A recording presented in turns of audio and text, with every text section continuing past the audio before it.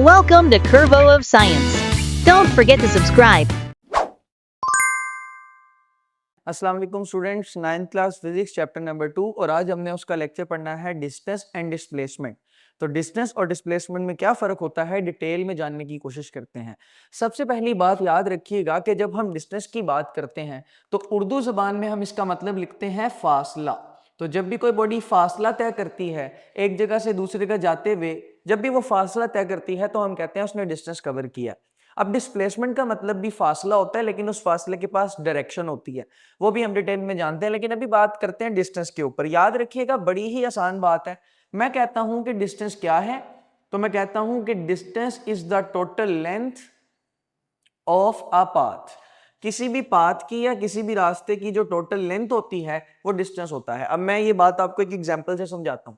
Let's say कि ये point A है और ये पॉइंट बी है। आपने ए से बी तक जाना है।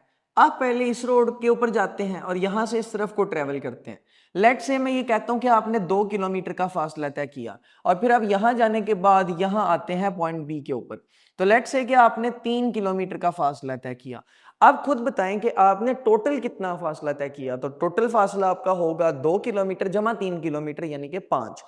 इस केस में अगर आप डिस्टेंस को कैलकुलेट करना चाहते हैं कि आपकी बॉडी ने डिस्टेंस कितना कवर किया है, तो आप उसको कैसे पता लगाएंगे। डिस्टेंस होता क्या है, उसकी डेफिनेशन से आपको ये बात पता चलेगी। डिस्टेंस क्या होता है, total length of a path. किसी भी रास्ते की टोटल लेंथ डिस्टेंस होती है। और यहां पर हमारे पास डिस्टेंस आता है 2 किलोमीटर प्लस 3 किलोमीटर और हमारे पास ये टोटल बनता है 5 किलोमीटर।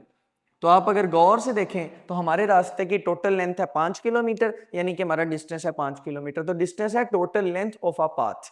पूरे रास्ते की टोटल लेंथ को हम डिस्टेंस बोलते हैं। ये बात आपने याद रखनी है। बिल्कुल इसी तरह आप लाहौर से मुल्तान जाते हैं तो कोई सीधी सड़क ऐसी नहीं है जो सीधी लाहौर से मुल्तान जाती हो, बल्कि आपको रास्ते में मुड़ना पड़ेगा, टर्न लेने पड़ेंगे, कर्व रोड्स भी आएंगी। यानी मैं ये कह सकता हूं कि लाहौर से मुल्तान का रास्ता माइट भी कुछ ऐसा हो। अब इस रास्ते की जो टोटल लेंथ है वो हम कहते हैं कि इस रास्ते की टोटल लेंथ है 320 किलोमीटर। इसका मतलब है कि लाहौर और मुल्तान के दरमियान कितना डिस्टेंस है, 320 किलोमीटर। यानी कि total length of a path, आपके रास्ते की टोटल लेंथ है 320 किलोमीटर। तो ये बात आपने याद रखनी है। Total length of a path होती है हमारे पास डिस्टेंस। एक और बात याद रखें कि डिस्टेंस को हमेशा एस से शो करते हैं। अक्सर बच्चे समझते हैं कि एस का मतलब है स्पीड, लेकिन एस का मतलब स्पीड नहीं है, एस का मतलब है डिस्टेंस। तो डिस्टेंस को हमने एस से शो करना है। फार्मूले के केस में याद रखिएगा कि हमारे पास डिस्टेंस का क्या फार्मूला है। इसका फार्मूला वैसे तो अगले टॉपिक में से निकलना है, यानी स्पीड और वेलोसिटी वाले टॉपिक में से। लेकिन मैं भी आपको बता रहा हूं कि अगर आप कैलकुलेट करना चाहते हैं कि आपकी बॉडी ने कितना डिस्टेंस कवर किया है, तो उसका तरीकाकार बड़ा आसान है। आप उस ऑब्जेक्ट की स्पीड को मल्टीप्लाई कर दें टाइम के साथ। Speed multiply by time distance के बराबर होता है। डिस्टेंस को मैंने अभी बताया एस से शो करना है, स्पीड को करते हैं शो वी से, और टी को करते हैं, टाइम को करते हैं टी से। अब देखिए हमारे पास डिस्टेंस का फार्मूला क्या बनता है, S is equal to V T. तो ये फार्मूला भी आपने डिस्टेंस का याद रखना है। बेटा चूंकि डिस्टेंस एक लेंथ है यानी कि लंबाई है किसी भी रास्ते की, तो इसको हम किलोमीटर्स में भी नापते हैं और इसको मीटर्स में भी नापते हैं। तो यूनिट याद रखिएगा कि इसका जो एस आई यूनिट है वो तो वही है जो लेंथ का होता है, और लेंथ का एस आई यूनिट होता है मीटर। तो हमारे पास डिस्टेंस का एस आई यूनिट है मीटर। इसके अलावा हम डिस्टेंस के लिए किलोमीटर का यूनिट भी इस्तेमाल करते हैं। इसके अलावा आपको याद होगा कि प्लैनेट्स के दरमियान अगर डिस्टेंस कैलकुलेट करना हो, प्लैनेट्स के दरमियान या स्टार्स के दरमियान या गैलेक्सीज के दरमियान, तो हम उसके लिए एक यूनिट यूज करते हैं लाइट ईयर, जो कि हमने पहले चैप्टर के एक न्यूमेरिकल में पढ़ा था, लाइट ईयर। तो लाइट ईयर भी बेसिकली डिस्टेंस का यूनिट है, वो भी बात आपने याद रखनी है। इस किलोमीटर और मीटर में से एस आई यूनिट कौन सा है, तो याद रखिएगा कि मीटर हमारा एस आई यूनिट है। तो डिस्टेंस क्या है, total length of a path. आपने जो रास्ता कवर किया है उसकी टोटल लेंथ डिस्टेंस होती है। इसका फार्मूला है speed multiply by time, unit है मीटर जो कि ऐसा यूनिट है, और एक और यूनिट भी है किलोमीटर। इसके अलावा फिर अब इसमें लाइट ईयर भी इस्तेमाल करते हैं। क्वांटिटी कैसी है ये, तो याद रखिएगा that it is a scalar quantity. Scalar quantity का क्या मतलब है, स्केलर क्वांटिटी का मतलब है कि इसके पास डायरेक्शन नहीं होती, इसके पास कोई भी डायरेक्शन नहीं होती। तो आप यहाँ पर देखें कि लाहौर से पहले आप इस डायरेक्शन में गए, फिर आप इस डायरेक्शन में, फिर यहाँ, हर लम्हे हर पॉइंट पे आपकी डायरेक्शन डिफरेंट है। तो कोई एक डायरेक्शन नहीं होगी यहाँ पर, तो कोई एक डायरेक्शन नहीं होगी यानी डायरेक्शन स्पेसिफाई नहीं होगी, यानी कोई खास डायरेक्शन नहीं होगी। और जब खास डायरेक्शन नहीं होती है तो हम कहते हैं कि ऑब्जेक्ट एक स्केलर क्वांटिटी है। जो यहाँ पर बातें याद रखनी है, ये सारा कॉन्सेप्ट हमारा डिस्टेंस के वाले से होता है। टोटल लेंथ डिस्टेंस होती है। अभी ये टोटल लेंथ का लफ्ज आपने याद रखना है ताकि डिस्प्लेसमेंट में आपको आसानी हो। तो total length of a path is distance, इसका फार्मूला है स्पीड इनटू टाइम, यूनिट है मीटर या फिर किलोमीटर, और क्वांटिटी ये स्केलर है यानी इसके बाद डायरेक्शन नहीं होती। अब हम बात करते हैं डिस्प्लेसमेंट के ऊपर। सबसे पहली बात जो याद रखनी है वो ये कि डिस्प्लेसमेंट को डी से शो करना है। आपने जहां कहीं भी डिस्प्लेसमेंट लिखना है डी से लिखना है, और उसके ऊपर आपने वेक्टर एरो भी लगाना है। तो डिस्प्लेसमेंट को शो करने का तरीका है D and then a vector arrow. यहाँ देखें डिस्टेंस को हमने एस से शो किया और ऊपर वेक्टर एरो नहीं लगाया, क्योंकि वेक्टर एरो वेक्टर के ऊपर लगता है। डिस्टेंस हमारे पास एक स्केलर क्वांटिटी है तो इसलिए इसके ऊपर एरो नहीं लगा और ये एस से शो होती है। जबकि डिस्प्लेसमेंट की बात करें तो वो डी से, और उसके ऊपर वेक्टर एरो भी लगता है। अब बात करते हैं डेफिनेशन की। तो याद रखिएगा कि डिस्प्लेसमेंट हमारे पास क्या है। मैं कहता हूं कि displacement is the shortest distance between two points. Displacement हमारे पास दो पॉइंट्स के दरमियान सबसे छोटा फासला होती है।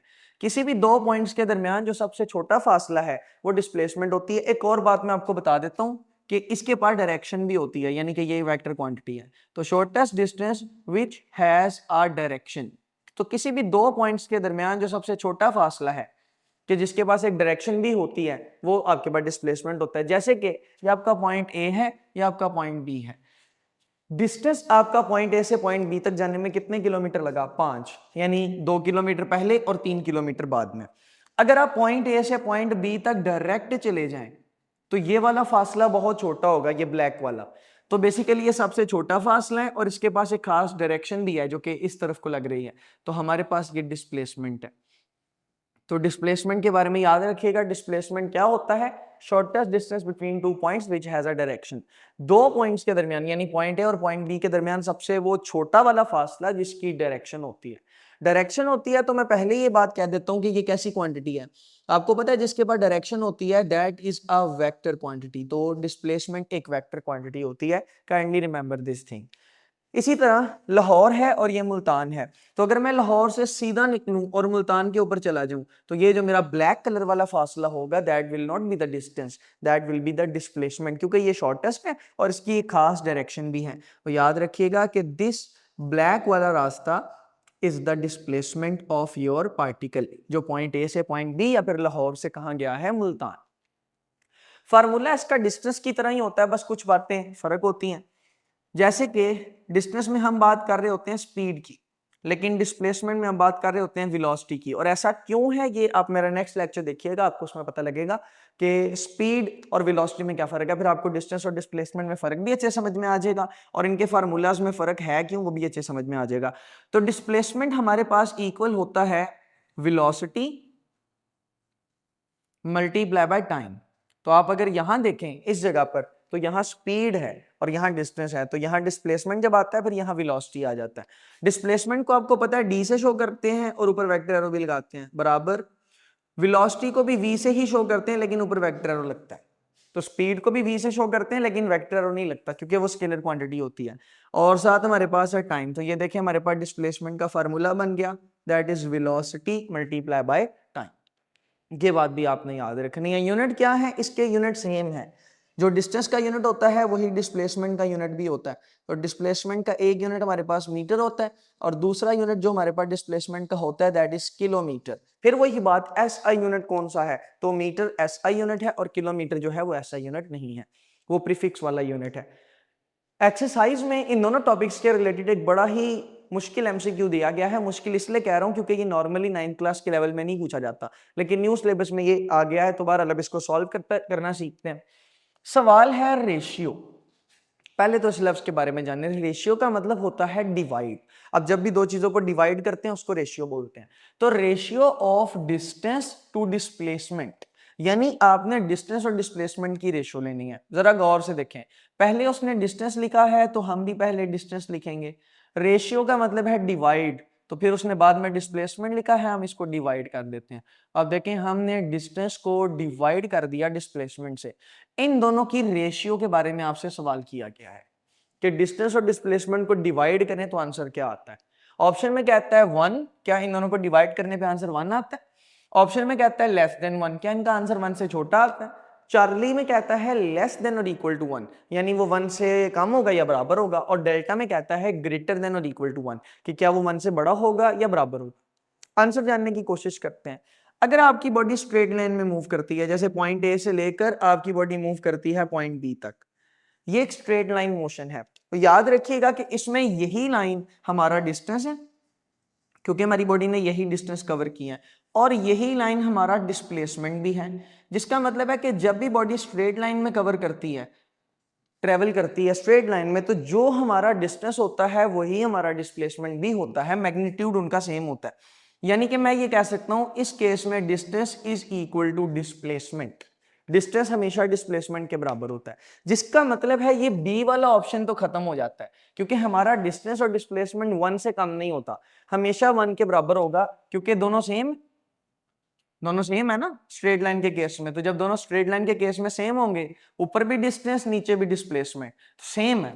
फॉर एग्जांपल यहाँ पर बॉडी ने 2 किलोमीटर कवर किया है, तो डिस्टेंस भी 2 किलोमीटर होगा, डिस्प्लेसमेंट भी 2 किलोमीटर होगा। तो 2/2, 2 को 2 से डिवाइड करो 1 आता है, तो लेस देन 1 तो नहीं हो सकता, ये वाला ऑप्शन बन सकता है। लेकिन ये बेस्ट ऑप्शन नहीं है, हमने बेस्ट ऑप्शन तलाश करना है। तो अब हम बात करते हैं कर्व पाथ की। लेट्स से कि ये पॉइंट ए है, ये पॉइंट बी है, ये आपकी बॉडी ऐसे करके ट्रेवल करके पॉइंट ए से पॉइंट बी पर आ गई। ये टोटल पाथ है, और आपको पता है टोटल पाथ डिस्टेंस होता है एस, यानी कि डिस्टेंस। और पॉइंट ए से पॉइंट बी तक अगर आप सीधे चले जाएं तो आपको पता है वो डिस्प्लेसमेंट होती है। अब मुझे खुद ही बताएं दोनों में से बड़ा फासला कौन सा है, लंबा रास्ता कौन सा है, डिस्टेंस वाला यानी ग्रीन वाला, या ब्लैक वाला डिस्प्लेसमेंट। तो आपको पता है डिस्प्लेसमेंट की डेफिनेशन में ही लिखा है कि it is the shortest distance, तो ये डिस्प्लेसमेंट छोटे वाला। अब चूंकि डिस्टेंस बड़ा है, डिस्प्लेसमेंट छोटा है, ऊपर वैल्यू बड़ी हो नीचे छोटी हो, तो आंसर हमेशा 1 से बड़ा आता है। This ratio will be greater than 1।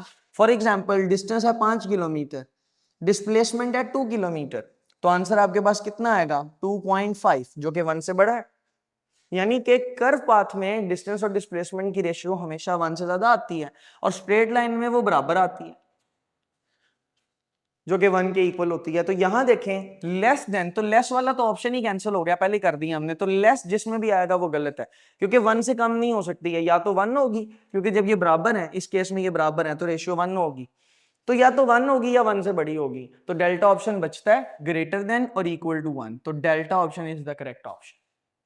ये बातें हमने याद रखनी है। This was the article distance and displacement. I hope so कि आपको समझ में आ गया होगा। Thanks for watching. Subscribe to our channel. And don't forget to like and share.